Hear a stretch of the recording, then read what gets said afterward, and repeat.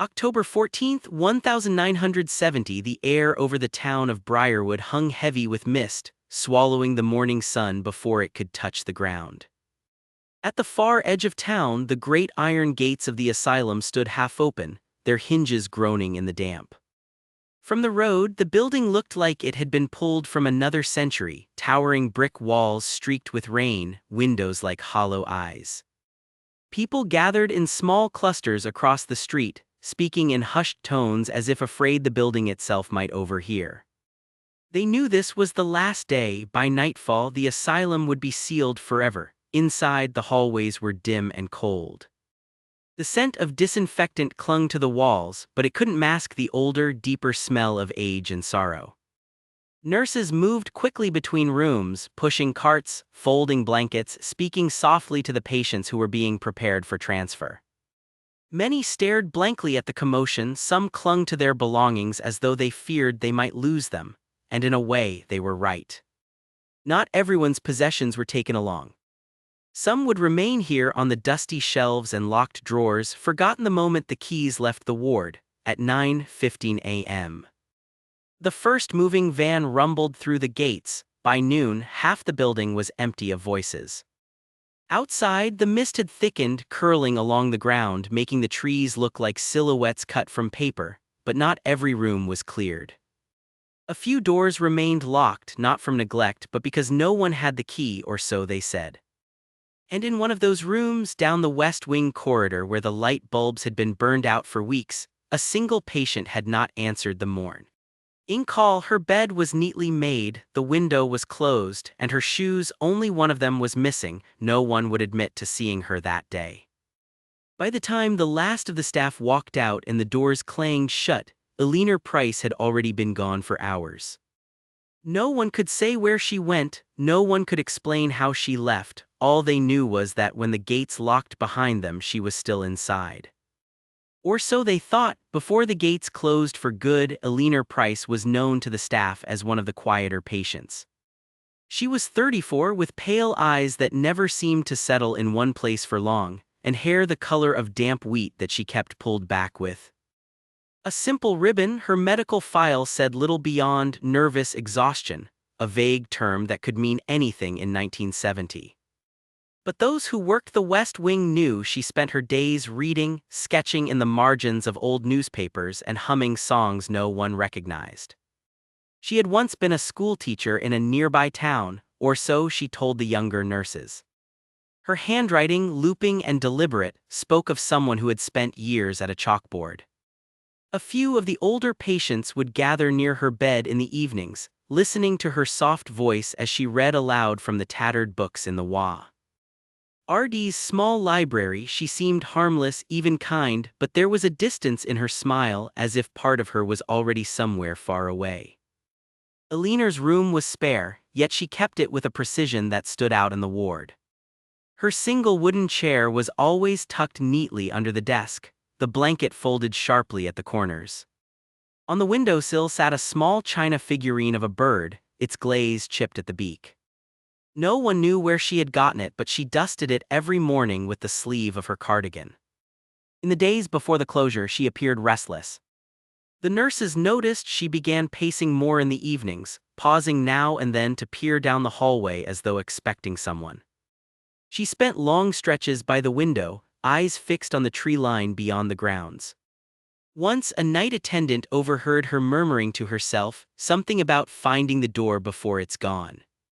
When asked what she meant, Eleanor only smiled and changed the subject. She had no visitors in those final weeks, though she received a single letter delivered without a return address.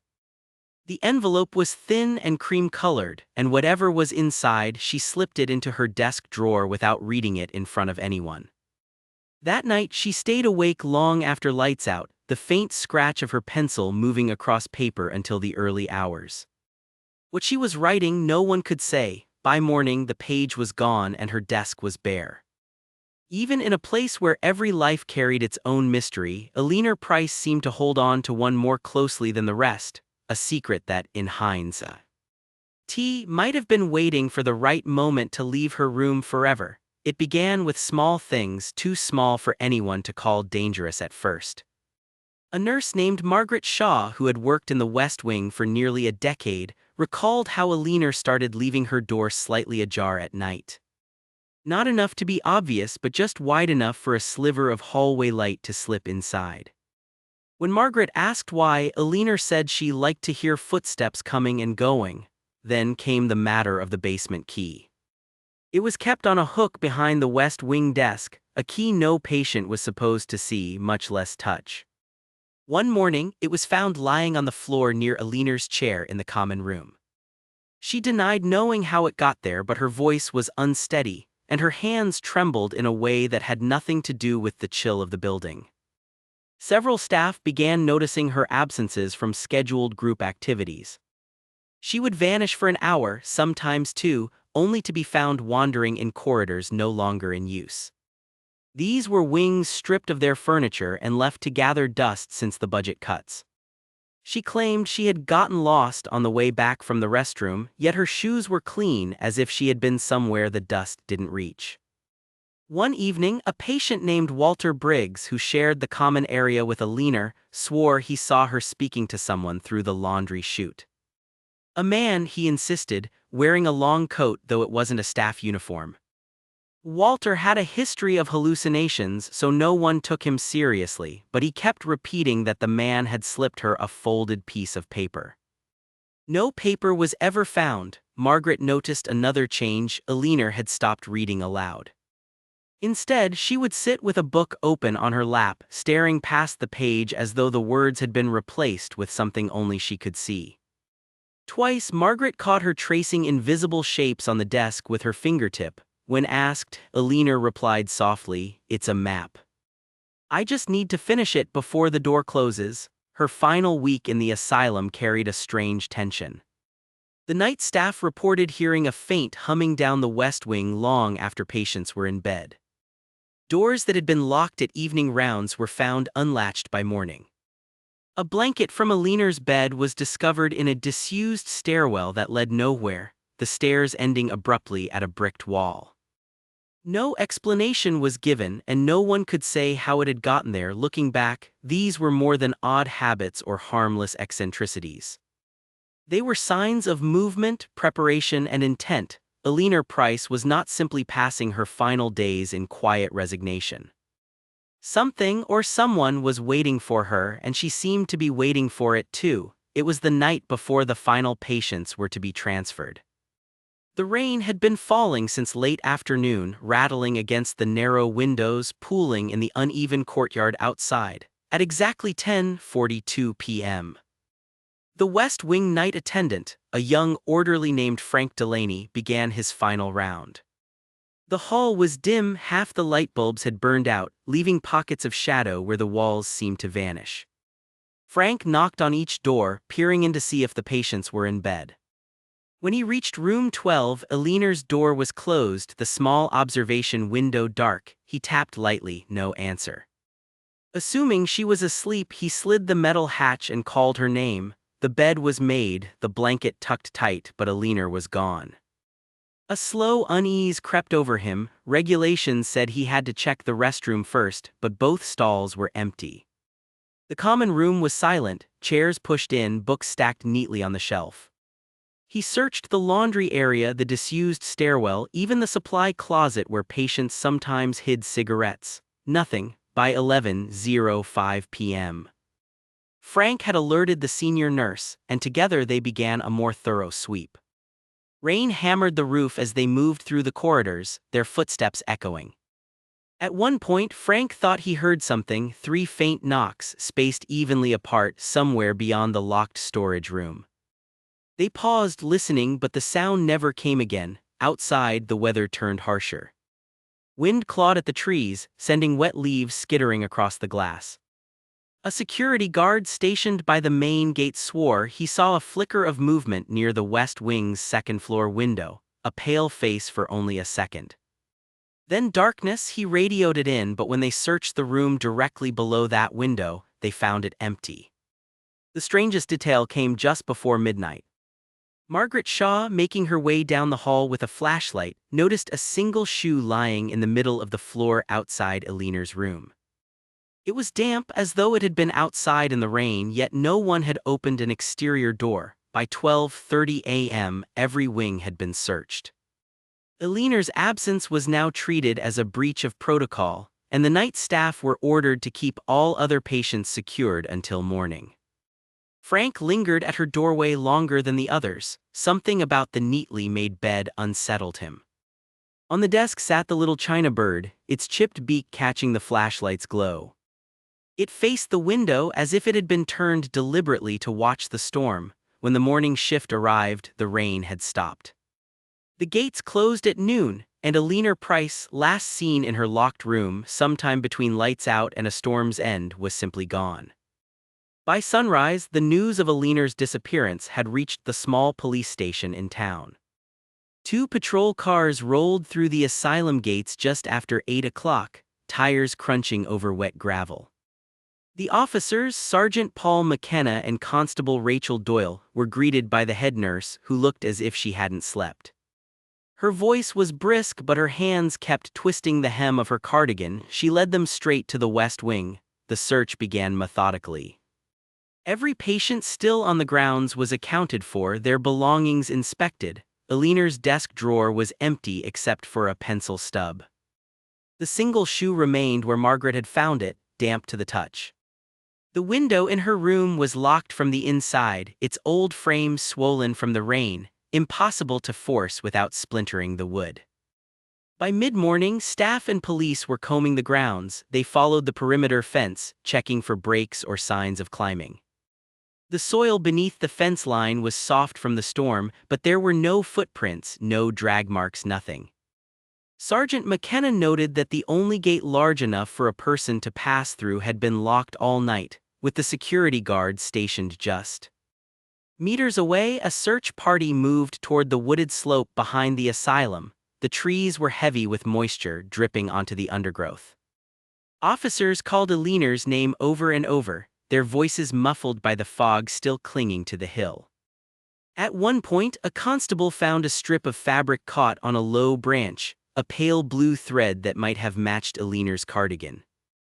But when they compared it to the one she'd been wearing the day before, the knit was different. The thread was filed away as inconclusive.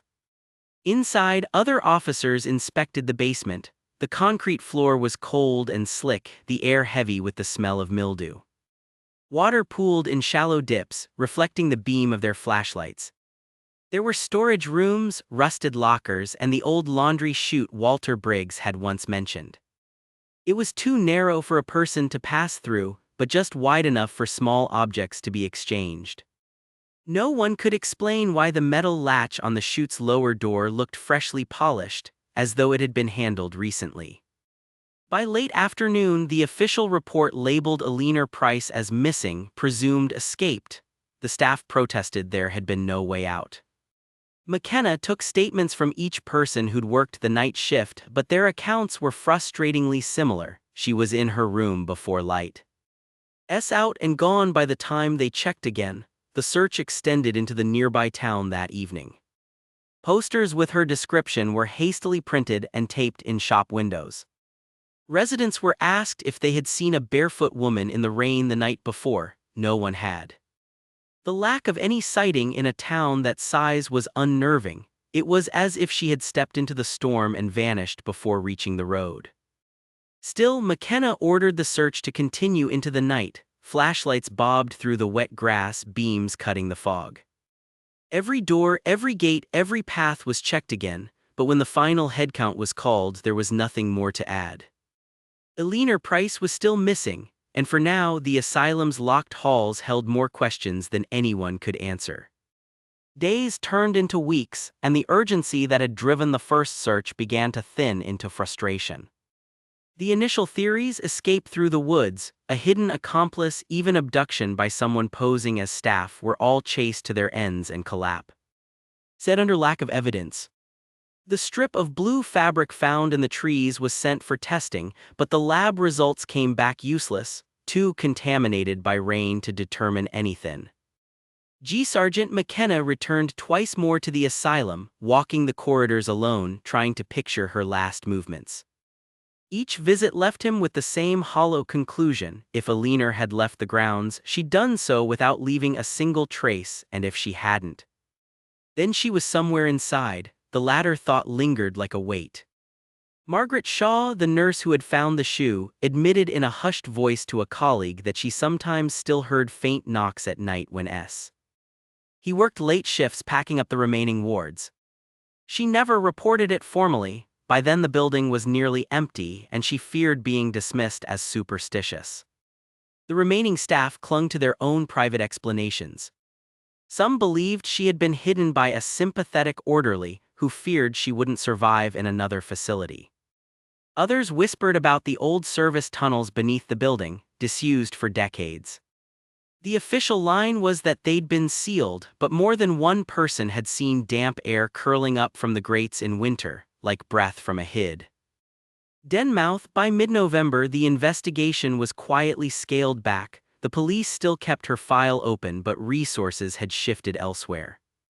In the town, her posters grew sun-bleached in shop windows, curling at the edges until they were taken down altogether. Conversations about her became rare, reserved for late evenings in the pub when someone had had enough whiskey to revisit the story.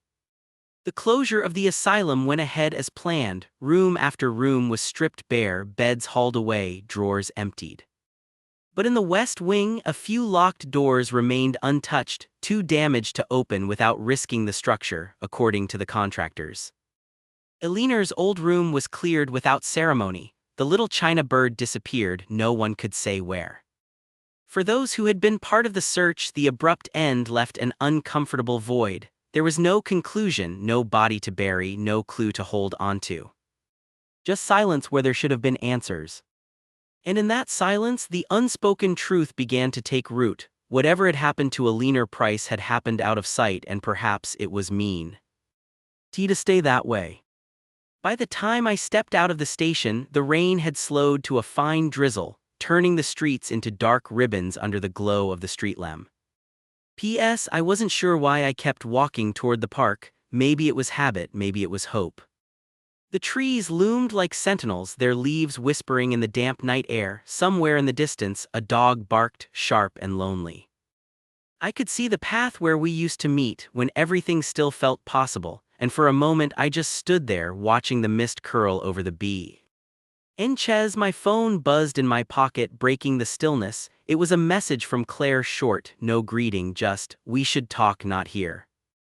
My chest tightened. I'd been waiting for her to reach out, but now that she had, I felt more unsettled than relieved. I typed back a single word, "when," and shoved the phone away before I could second-guess it. The wind picked up, carrying the smell of wet earth. It reminded me of the day we first met, at a street fair where she'd been selling handmade scarves. Her laugh had cut through the noise of the crowd like a clear note. That memory still lingered in the air whenever I thought of her. But now, the space between us felt like something you could get lost in, an empty stretch where voices didn't carry. I made my way to the old stone fountain at the center of the park. The water was still running, though the basin was half filled with fallen leaves. I traced my fingers along the cold edge and tried to imagine what she wanted to tell me. The last time we spoke, her voice had been steady but distant, as though she was speaking from a place I couldn't reach. Footsteps crunched behind me, slow and deliberate. I turned, my heart kicking hard, but it wasn't her. Just a man in a hooded coat, passing without a glance. I exhaled, feeling foolish for expecting her to appear out of the fog like some scene from a movie. Still, I stayed a little longer, letting the rain soak into my jacket, waiting for something, anything, to shift. When I finally left, the streets were emptier than before. My phone stayed silent in my pocket. Somewhere between the park and my apartment, I realized that whatever she had to say might not be the answer I'd been holding onto. And yet, I knew I'd go wherever she asked, because some doors once opened never really close. By the time evening shadows began stretching across the small town, the air felt heavier, as if carrying the weight of unspoken things. Margaret sat alone in her living room, the only light coming from a lamp in the corner. Its warm glow pooled over a pile of old papers she had spread across the coffee table. The photographs, letters, and scraps of notes formed a jigsaw of lives once connected, now frayed at the edges.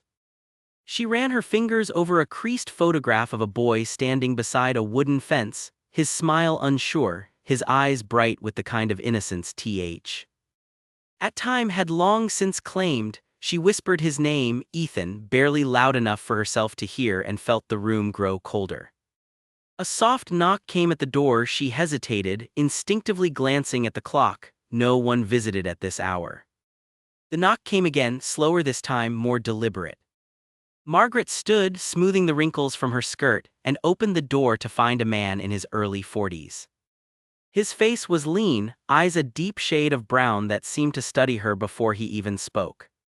"You don't know me," he began, his voice calm but weighted, "but I think you might know the boy in this picture."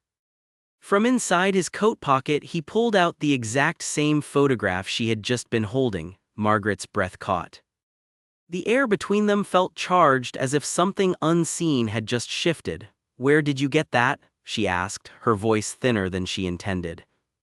The man didn't answer right away. Instead, he stepped inside when she moved aside, his gaze sweeping the room as though taking in every detail. He introduced himself as Daniel and explained that he'd been searching for the boy for over a decade. Every trail, every lead had led nowhere until now. They sat at the table, their conversation halting at first, then flowing as details began to align in unnerving ways. Daniel mentioned dates, places, and names that mirrored fragments of stories Margaret had heard years before. With each connection, the uneasy feeling in her stomach deepened. There was no way it could be coincidence. And then, almost as an afterthought, Daniel said something that made her skin prickle. He had last seen Ethan not far from this very town, only weeks before he disappeared. Outside, the wind picked up, rattling the branches against the window. Inside, the air seemed to hold still. Margaret realized this meeting was not by chance. Daniel had come for answers, but something told her he might also be carrying a truth she wasn't ready to face. She looked at the photograph again, the boy's eyes fixed on her as if urging her to remember, and somewhere deep inside she feared she already did. Morning came cold and pale, the kind of light that seemed to drain all warmth from the air. I sat at the edge of the bed, staring at the floor, unable to shake the image of that last conversation from my mind. The quiet of the house was oppressive, no ticking clock, no hum of the refrigerator, just stillness. I decided I couldn't sit there any longer. I pulled on a jacket and walked out into the street, not caring where my feet were taking me. The neighborhood was waking up, cars starting, dogs barking, but I moved as if through a separate world.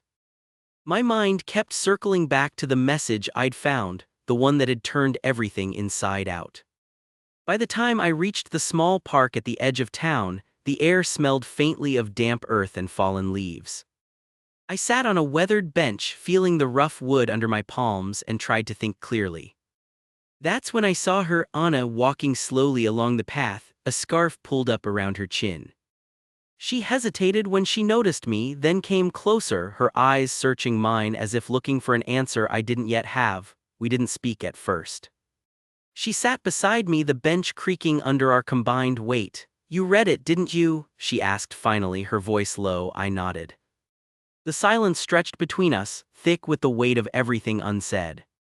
She reached into her coat pocket and pulled out a small folded photograph, pressing it into my hand without looking at me. It was old, the edges frayed, the colors faded almost to sepia. In it, two children stood in front of a crumbling brick wall, smiling as if the world belonged to them. I recognized her immediately. And the boy, his face, his posture, was one I'd seen before, but only in dreams and in fragments of half-forgotten stories. Anna leaned back, staring at the sky. "They didn't tell you because they thought it would protect you," she said. "But secrets have a way of finding their own path." Her words lingered in the cool air, and I felt something shift inside me, a sense that whatever came next would be irreversible.